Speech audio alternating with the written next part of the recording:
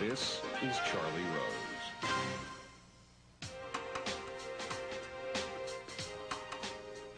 You came out of a tough period. You were not happy about what had happened at the Federal Square downtown, in which they had removed something that you believed belonged there and was a piece of art, and the fact that the government did it offended you. I think destroyed's a better word. Destroyed. Destroyed the piece. That's what they did. They didn't remove it. They destroyed it. Yes, and they had never done that in the history of their granting artists work before. And since then, what the government has done is they've changed the contracts they give artists, meaning that they can commission a work of art, and the next day they can tear it down. And I think as a result of that case, that's really a crime. And I think the government wanted to change their relationship to site-specific work, and they wanted to be able to have artists knuckle under. Oh. And I think it's really a horrendous thing that this government would sign contracts with artists and say, you can build a work, certainly, but we have the authority to tear it down the next day if we want. Let me just understand this, because it is the mind and the creative mind of the artist that intrigues me. Did analysis, because you came out of with a certain element of depression after the federal government did that? No, that's not right. My history is a little different. I went into analysis actually after a workman got killed. Oh, I stand corrected. Yeah.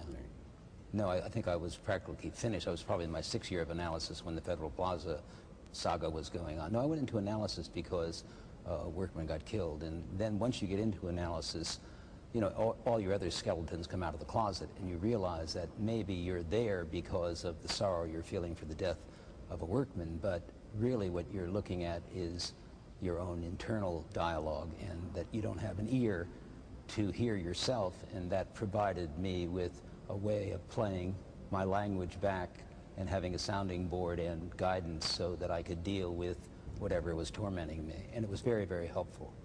But I'll tell you, if you ask me, did it help my art? I think any artist that goes into analysis has the fear initially that they're going to lose something. Exactly. Right? I know somebody said that. So the first That's where I was going. The first day I went, and I came back for the second session, and I said, you know, I had a dream. And he said, what's that? And I said, the dream was that you were stealing my mail out of my mailbox, that you were stealing my mail. I can't believe that, man. Yeah. That's too... Well, it's so exposed that you understand immediately that he's not stealing my mail, that I don't have to worry about my personality being altered, but I had that dream, and I thought I would get it out in front of us, so we understood that that's not what's going on, and I can deal with it. But I think initially every artist that goes into analysis thinks, am I going to lose something? Am I going to reveal something? Am I going to give over? Is there something inside of me that even I don't understand, but it subconsciously drives the art I do? Yeah, and I guess the fear is that someone's going to tamper with that, or someone's going to steal that. And if you have a feeling that someone's stealing something out of your mailbox, they're taking your identity. Right. So the fear is you're going to lose your identity. Okay, but how did you get over that fear? I decided he wasn't stealing my mail. And I could handle it. Well, but okay, did that process do anything to influence the future works of art you created? No, but I think it made me more conscious of the conflicts that I had internally in relationship to my parents and my brothers, and to a larger extent society as a whole, whoever your sisters and brothers, and how to manage that, because I wasn't too good at it. I wasn't very good at anger management. You weren't? No. Are you better now? I was impatient in a lot of ways, yeah. Yeah. Then? In a lot of ways, yeah. You were impatient about what? I was driven, and I was headstrong, and I was a former athlete who wanted my own way, and I was a fairly bright kid, and I was fairly arrogant, and I didn't have much truck with people, and I was... Did you think you were destined for greatness? I was obsessed with wanting to do something in a way that I didn't want anybody to get in my way, so I was a little standoffish. I had probably a lot of armor on. And I think it wasn't until my mother committed suicide that the armor started to shed, because I really had to look at everything in my past and try to analyze all of it. And if your life is a book, and you turn it page by page and you reread it, you understand it. If your mother commits suicide, you have to reread the whole book. And you have to reread your relationship to all of those experiences you had as a child with your mother, and the interaction with your mother and father and brothers and sisters or whatever. So it changes your own history, and that was very, very helpful. Your father did not think of you becoming an artist. He was Although not something that he... No, my mother was the one who... I know, but your father was not necessarily attracted to the idea. Yeah, but he would critique the work. He would look at the drawings and critique them, and he was a hard taskmaster, and he would tell me whether he thought that they were pure or right or correct or imaginative or whatever. And he was, not that it was austere, but you didn't get a lot of pats on the back from him, where my mother was always very encouraging. In fact, she said, my son sent you away to say, take a look at my son. He can draw. Maybe he has some talent here that needs to be nourished. No, my mother actually, after the 3rd grade, and she went to see all the drawings in the room, really introduced me forever on as Richard the artist. And then I must say that my father came. My father came to see work, and my father was always very. My father wasn't the person who was the driving force, but my father had a certain pride in the fact that I was doing a job well done. I mean, I don't think. You have to understand, Mark de Suvro is also a very famous American sculptor, and he lived about 3 or 4 doors down from us in a big sand dune, so we grew up together. This is in San Francisco. Yeah, so we grew up together. They both worked in the shipyards. At the time, the shipyards gave them a dispensation if you would buy a tract house in the middle of nowhere. So there were sand dunes that went for about 10 square miles with a few houses built with no blacktop roads. And my family and the Mark de Suvro, Henry de Suvro and Mark de Suvro, the de Suvro family, lived in this sand dune. And Mark was making sculpture. It's interesting enough that Mark's brother became an attorney and my brother became an attorney, and both us, the 2 younger ones, became artists. So what's the odds? So what? It was in the water. I mean, it's hard to figure. You have 2 families alone in the middle of a very vast area of sand dunes where the boy and the 2 sons become attorneys and artists, and the other 2 sons become attorney and artists. That's hard to figure that one. You have told me this story, and you've told others this story. 4 years old, you go to watch the launch of a ship. Yeah. It did what for you? I think what it did is it made the notion of something that was big and obdurate and heavy to be able to attain a certain lightness and lyricalness once it was adrift and afloat. And certain grace and... Well, the transformation of... And my father had worked on the boat, in the ship, and the fact that when they launched it and they pulled away all the dunnage and it went down the chute and into the water, and there was this big relief that, you know, when it first goes in, and one doesn't know if it's going to come up erect. So once it's afloat, there's a big celebration, and there's tubas and whatever, and, you know, flags. Right.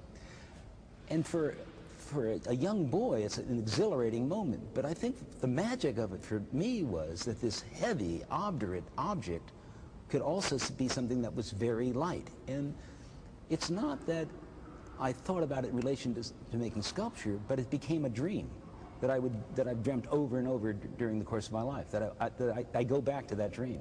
The idea of boats afloat, the idea of ships afloat, the idea of working in shipyards, the idea of walking around hulls in shipyards. I've done a lot of that. So the ocean, the sea, the space of the sea, and being in and around ships has been a big part of my life. And working in steel mills did what for you? When I was 17, I caught rivets, and it was the quickest way to make money in Alameda in California. And I had to go off to Yale, and I had to get some pocket change. And so they were building the Crown Zellerbach building, which is in San Francisco now.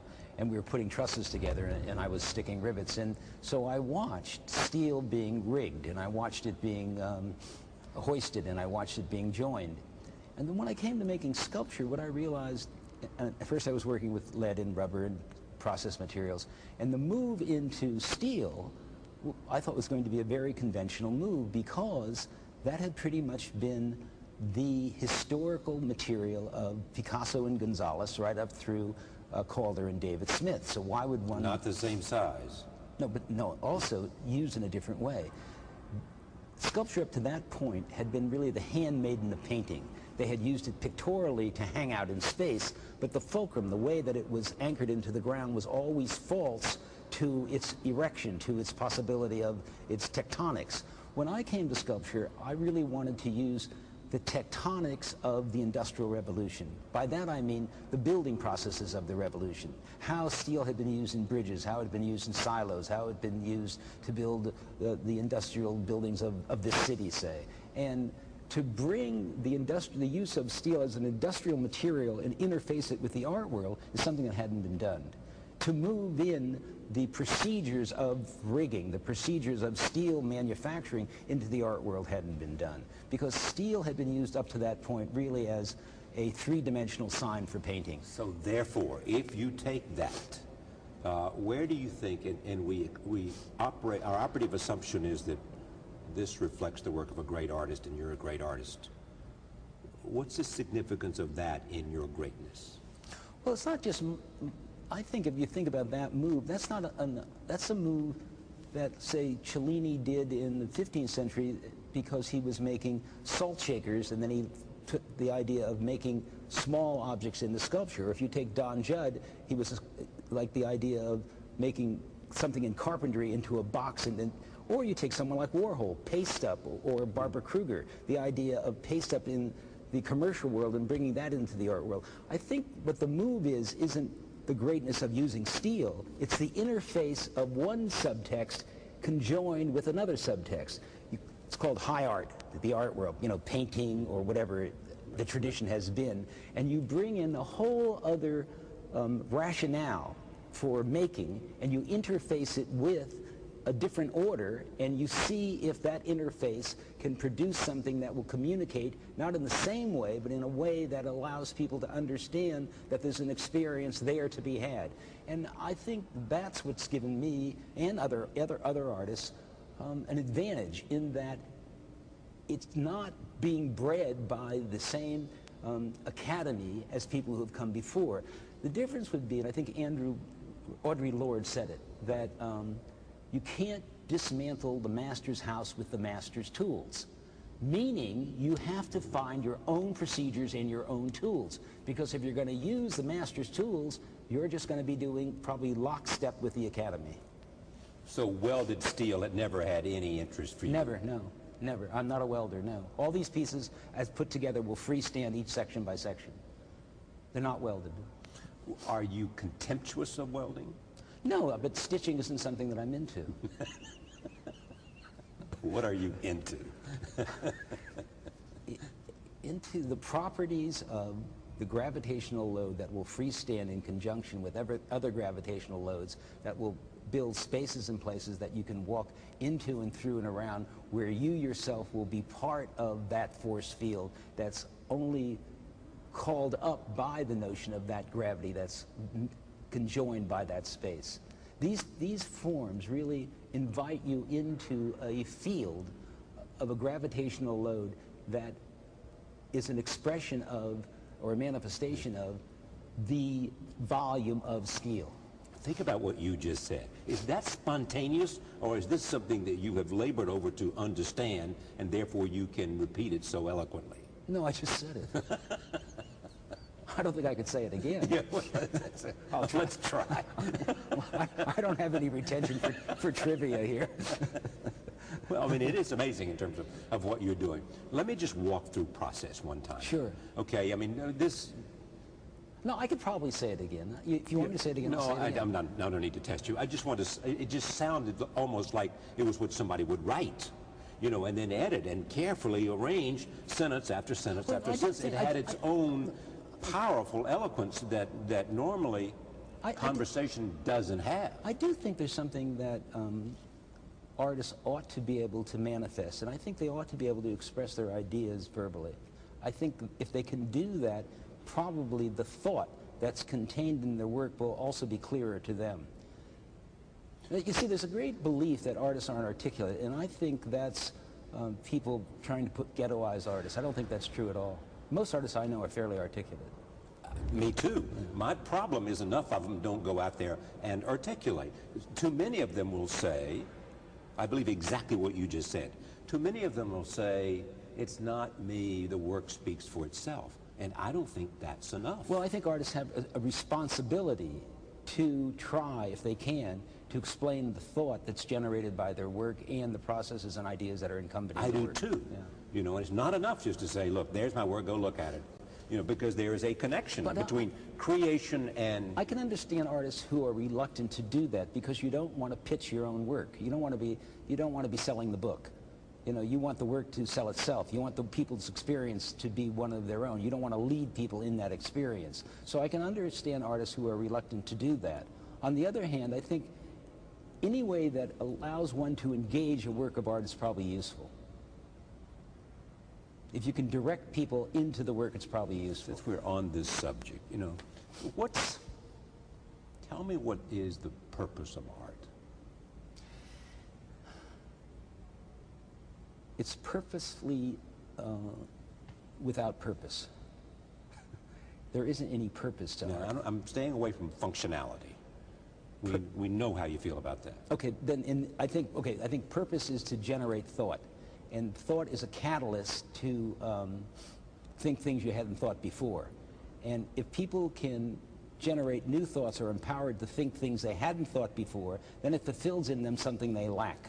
And if they can relate to other people about what they've been empowered with that they lack, and they understand by merely saying Matisse it means one thing, and saying Cezanne it means something else, and saying Pollock it means something else, and saying Diego Rivera it means something else, into saying de Kooning it means something else, and saying Velázquez it means something else. Immediately you have a vocabulary of different facets of experience and of emotion that is something we all lack, and when you say those names, it brings to bear what those feelings might be. And different works of art provide different experiences. If you ask me what's the purpose of art? Yes. To provide different experiences, to provide a host of experiences that cannot be found in any other venue.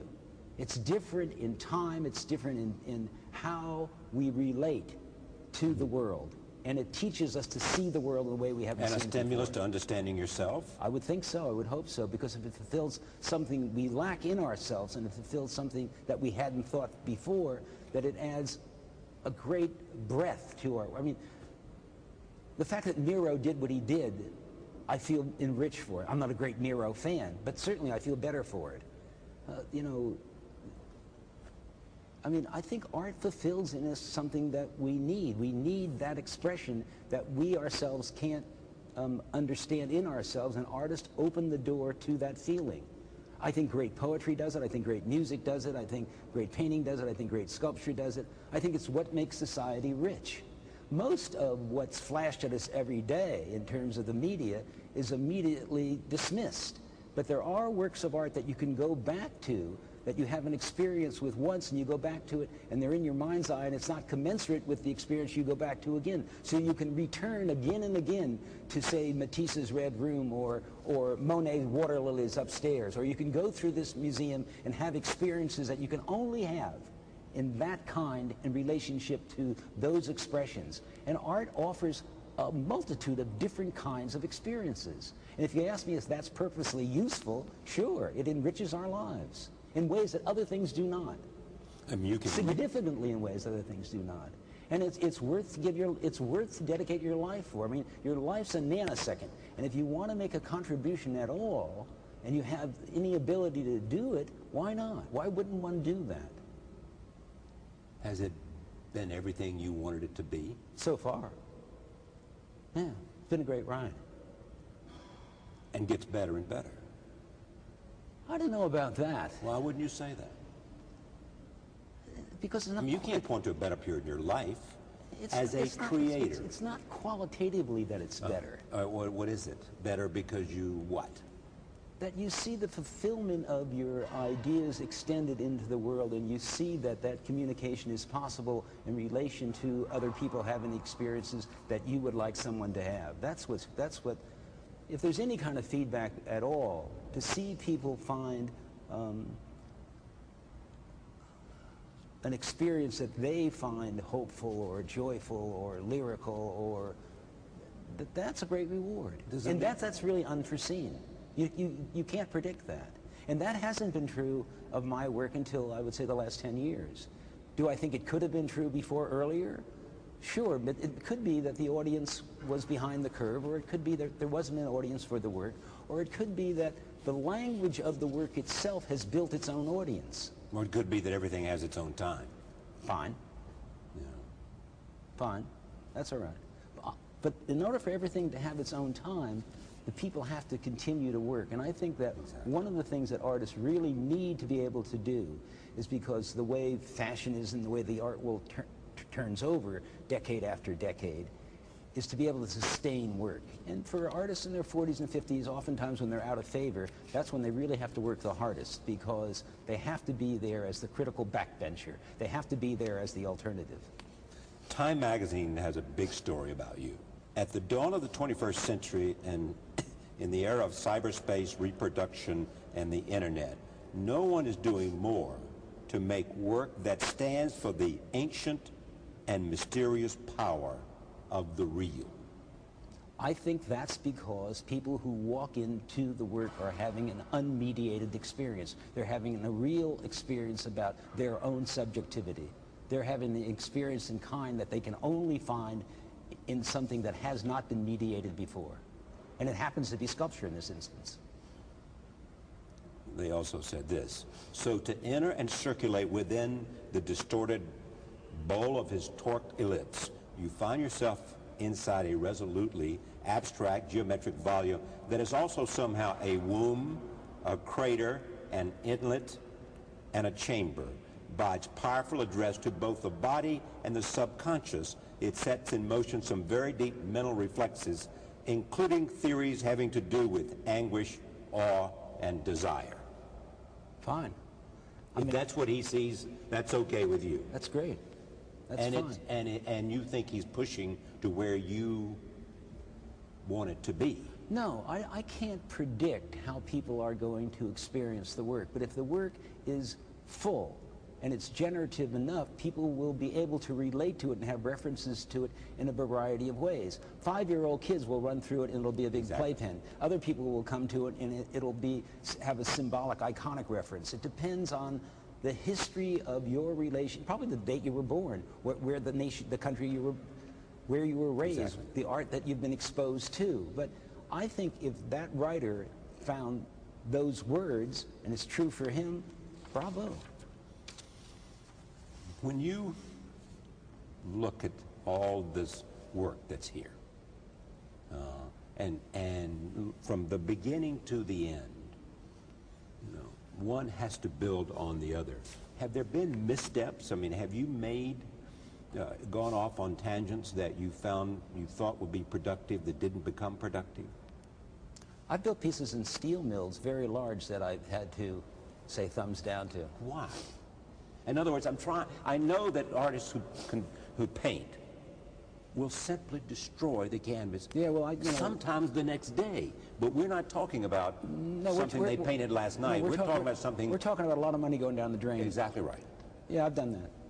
I've done it because also the steel workers saw maybe 13, 14, 15 pieces go by in a year. They saw the 16th one come up, and I could see the look on their face, and I could see it myself, and I knew it wasn't there, and so we jumped in. What wasn't there?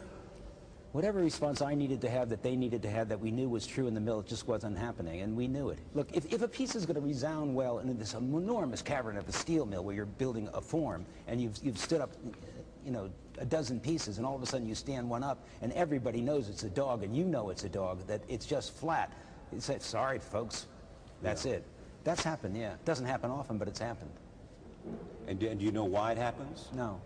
You don't? No. It's not like you can say, oh, no, I know what I did that went wrong. Well, no, I know that, but I can't foresee until I actually set a piece in a steel mill whether it's going to give me the feedback I need, because you can't place yourself in the experience of a work until you build it. And no matter what you do in terms of an artifice, whether you build a model or you enter it through a video or whatever, that doesn't give you the real-time experience of the work in place, doesn't. You know, postcards don't work. Tell me about this steel. It's Corten. It's probably 2 1/3 inches thick. This piece is probably upward of 30, 40 ton each plate, so it's probably a 50-ton piece maybe. And it will change over time. Yeah, in about 8 years it'll reach a dark, dark amber, and then that color will hold and it will cease to oxidize, and that'll be the color it is forever.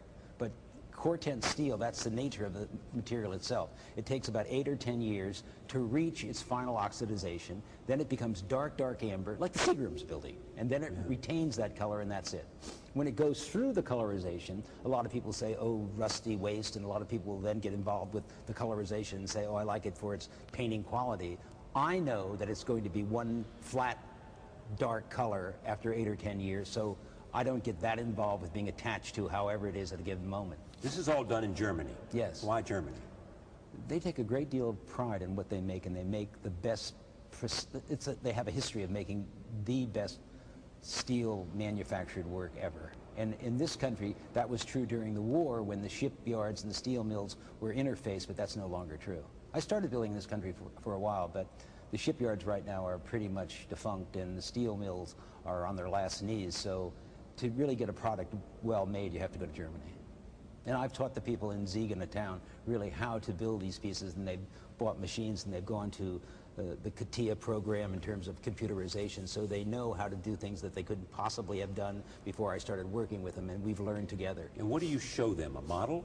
I show them a model, then they send me back something on the net, and then we go back and forth in terms of programs, and then I build another model, and then they send me a steel model, and it goes back and forth till eventually I say, now we've got it. Then I go there and we order the steel, we cut the template, and then we bend the steel right there and stand them up. And that process can take anywhere between a year and 3 years. Are you pushing the boundaries of engineering? Oh yeah, and pushing the boundaries of tendency to overturn, and pushing the boundaries of what's possible in relation to the manufacture of steel. But you're not an engineer by training. No, and I'm not a mathematician, no. So you go to those guys and those men and women, and they tell you what's you make possible? Models. I've actually made models where engineers have told me that won't stand up, and I'm showing the model right in front of us, and it's standing up. So I'm saying, how can you tell me that? So why would they be that disconnect? Because we're bending pieces that are curved in a way that you can't find in some math programs. I mean, a torque ellipse hadn't been made before. Something that it rotates in its elevation that doesn't change in its radius hadn't been made before. So there's no program that they can go to verify if something's leaning both forward and outward within a given plane. There are certain things that they can understand in terms of tendency to overturn at a certain point. But as it goes higher and leans more, they don't know. So we have to build models. And then we build models, and they test them, and they say yes or no. Here's what I want to understand, too. So there is the steel mill, is your brain, your heart, a steel mill. There is also rigging. Yes. Where do you put that in this process? As an extension of my hand in relation to pulling these pieces together in the most safe, logical way possible. And that takes a great deal of patience and a great deal of effort. And a great deal of planning ahead. You've been working with the same guy how long? I've been working with the same group. I worked with their fathers and their uncles, and now I'm working with the sons for 40 years. Now, is the story true that you saw them lifting a helicopter off the Pan Am building? Do you remember, were you here in the city then? Yes. When the helicopter crashed on top of the Pan Am building? No one knew what to do with that helicopter. It was up there like a dead mosquito. And no one wanted to take, because they couldn't get a crane on top of the building to lower it down because of the weight of the building. So no one knew what to do, and no one wanted to take on the job. And then this crew came along, and they built a large rectilinear kind of box. And they put it on trolleys, and they lowered the box down with the big blades off the helicopter and the wreckage of the helicopter and the fuselage of the helicopter, piece by piece, up and down the Pan Am building. And it was on the cover, front page of the New York Times. And I needed a rigger. And I thought, these are the guys. These guys are good. And I went to them, and I said, listen, I'm pulling a piece into the Guggenheim. Can you help me? And they said, sure. It's a piece of cake. Yeah. If you can take helicopters off the top of the Pan Am building, you can take something to the Guggenheim. I immediately liked them, and they liked me. The man's name was Ray LaChapelle, and now they've kind of evolved into a company called Budco. But we got along great, and I've known their sons, and their sons, right now their sons are working with me upstairs, and they have really helped me enormously. I can't tell you. I have a tremendous amount of respect for people who every day put in a big effort with very little acknowledgement, and they take and do a really precise job and take themselves very seriously. Because They take their due in the doing of the thing. well, look, I think this, that if there's not thought in effort, then it's kind of like labor unredeemed. And these people put a great deal of thought into their effort. So they're not just some automatons. They really take a great deal of pride into the thought of their effort. They'll take like 5 minutes just to figure out how to move something 2 inches, right? Yeah. They think about it. It's not a kind of job where you can say, I'm going to stop and have a smoke. It doesn't work that way. Right. And everybody has to pay attention to everyone else. So you have a great deal of respect. These people are trying to help me do my work, right? Yesterday we set 4 more lead pieces upstairs, which are like trigger hair balance. And they haven't been up in maybe in this country for 40 years. They were put up in Germany and in Poland, but they haven't been back here in a long time. And at the end of the day, the man's name is Joe Velarde. He said, this is absolutely the best room up here. You don't have to know anything about art to understand and come and understand the fact that these pieces are self-supporting and the weight overhead is holding up everything that's underneath. And they took a great deal of satisfaction of putting them up. Great deal. I mean, so that's very, very rewarding for me. But this coming together of this 40-year retrospective has this amazing sort of convergence. Number one, Kirk Varnedoe, who's the curator of 20th century American painting and sculpture at this museum, when they brought in architects to redesign this, he insisted, because he knew that there was going to be a need for a room like this and access to a room like this. You know, you've got the extraordinary rigors. You've got work you've done. I mean, it really is the coming together. You've got a sculpture garden that can take stuff. Yeah, it's a convergence of a lot of contingencies that I probably could not have been projected in my life. I had a retrospective here 20 years ago. I never expected to have another one. I think Kirk saw some of my work in the 80s when the torqued ellipses first started, and he thought, why not do it again? Why not have a show of Richard's here? But then when Kirk died, I must say, Lowry stepped up to the plate. And this show... In doing what? In saying, let's build the floor, let's build the door. Oh, I see, yeah. And this show was originally going to be divided between 2 museums. The Dia Foundation was going to do the retrospective that's on the 6th floor. This museum was just going to do new work and possibly some work in the garden. When the Dia Foundation, because of real estate, folded its tent, again, Glenn Lowry stepped up and said, okay, we'll do the retrospective on the 6th floor also. So I'm very indebted to Glenn. I mean, and if I think about the professionalism of this museum and the dedication that the people here have, in respect that they've shown me in pulling this show together, I couldn't work in a better house. When you put this together in a 40-year retrospective, it makes the kind of, it has an aspect of reverential quality for the artist. I think only if the work holds up. If the work doesn't hold up, why revere? 40 years is just 40 years. We all get 40 years. The work has to be there. Somehow the work has to connect with the people. The work has to make sense over the 40 years. The work has to show the logic of its own kind of unfolding. And I think the work has to be inventive formally. I think people have to understand that. I mean, that doesn't happen. I don't think reverence is paid lightly. And I don't know if reverence will be paid. I don't know. You never know. You can't. No, I don't know. You can't anticipate an audience. You don't know. And it changes. You don't know.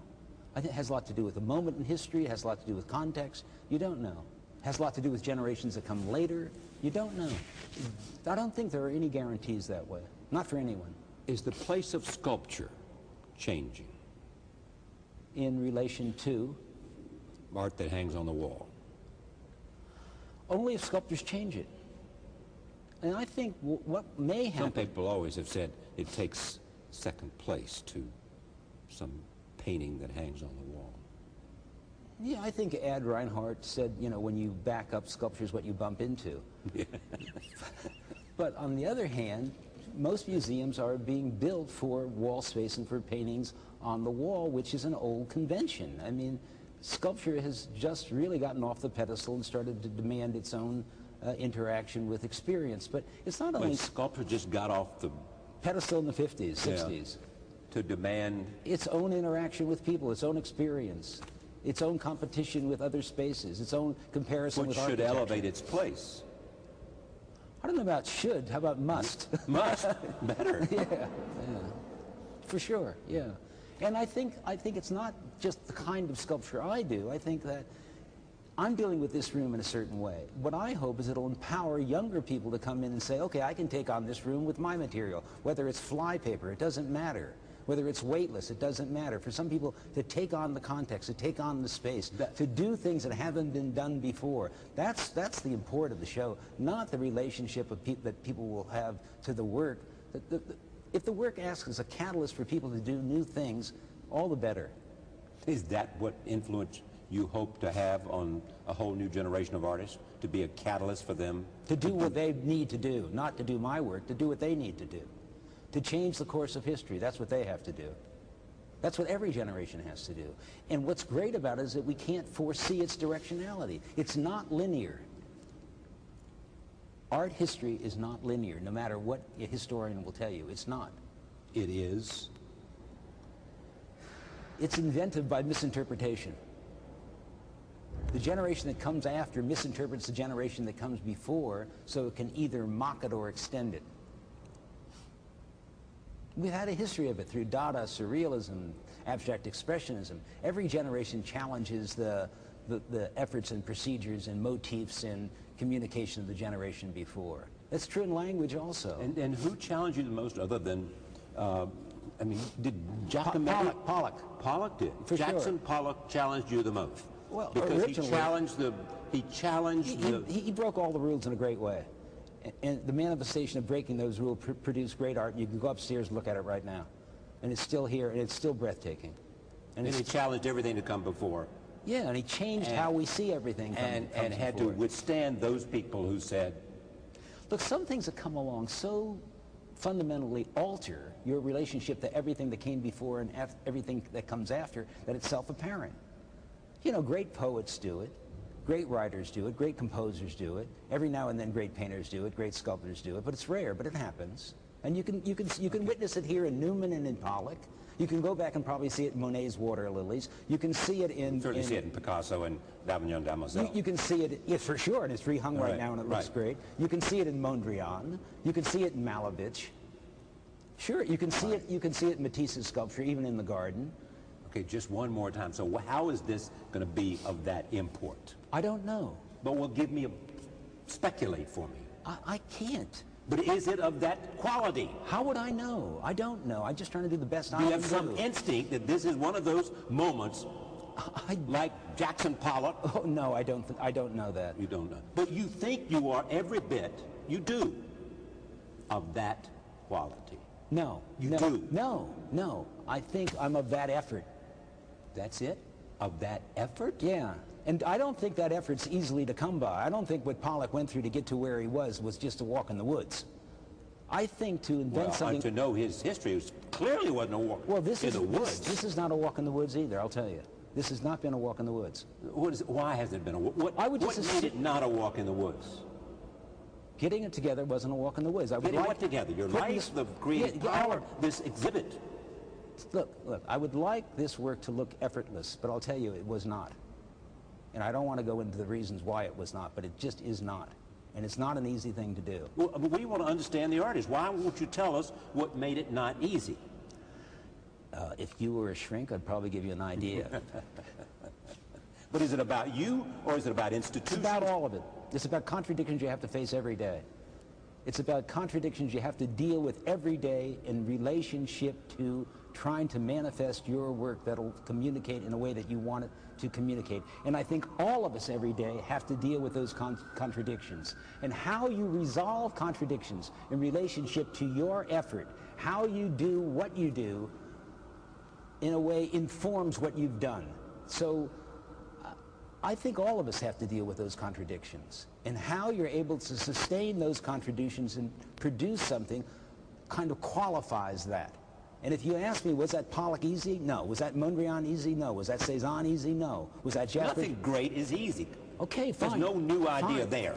Fine. So you're asking me to put myself in relationship to those great works and say, do I know? All I know is I'm not interested in that kind of effect, but I'm interested in that kind of effort. And all I can say about people who've come before is that they've empowered me with their effort. That I look at some efforts that people have done, say Titian when he was 80 or Goya when he was 82, and I'm in awe. I'm in awe of their effort. It's not the quality, it's the effort. Thank you. Sure. Great to have you.